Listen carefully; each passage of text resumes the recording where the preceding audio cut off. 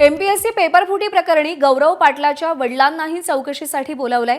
पेपरफुटी प्रकरणात ऋतुजा पाटील आणि गौरव पाटील या दोघांमध्ये चॅट झालेले आहेत। गौरव पाटीलचा मोबाईल तपासला जाणार आहे। नंदुरबारमधून आणखी काही आरोपींना अटक होण्याची शक्यता वर्तवली जाते।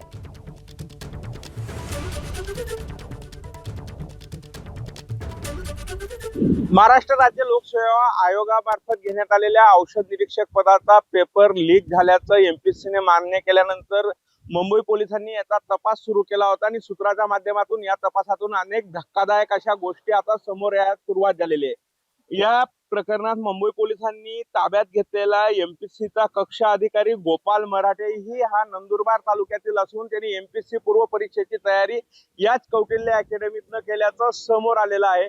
त्याचप्रमाणे या प्रकरणातला सर्वात पहिला तक्रारदार लोकेश उर्फ गौरव पाटील यालाही चौकशीसाठी ताब्यात घेतलेला आहे। त्याच्या वडिलांकडून गौरवचे काही मोबाईल अजून जप्त करायचे असल्याने त्याच्या वडिलांनाही पोलिसांनी ताब्यात घेतल्याची माहिती सूत्रांनी दिलेली आहे। गौरवचे मोबाईल जप्त झाल्यानंतर त्यातून अजून आणखी पुढची माहिती समोर येणार आहे।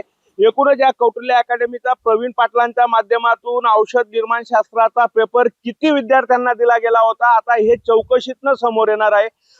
या प्रकरणात नंदुरबार हा केंद्रस्थानी असून नंदुरबार मधून आतापर्यंत 5 जणांना अटक करण्यात आलेली आहे तर 2 ताब्यात घेण्यात आलेलं आहे। तर पोलीस आपली चौकशी करतील या भीतीने अनेक जण नॉट रिचेबल झाल्याची ही चर्चा आता नंदुरबार शहरात सुरू झालेली आहे। एकूणच एमपीएससीच्या या पेपर फुटी प्रकरणाचं नंदुरबार कलेक्शन समोर आल्यानंतर अनेक चर्चांना ऊत आलेला आहे। मात्र सूत्रांनी दिलेल्या माहितीनुसार यातील कक्ष अधिकारी गोपाल मराठे ही नंदुरबार तालुक्यातील असून त्यांनी एमपीएससी पूर्व परीक्षेचा अभ्यास याच कौटिल्य अकॅडमीच्या माध्यमातून केला होता हे समोर आलं आहे। विकेश पाटील, एबीपी माझा, नंदुरबार। एबीपी माझा, उघडा डोळे बघा नीट।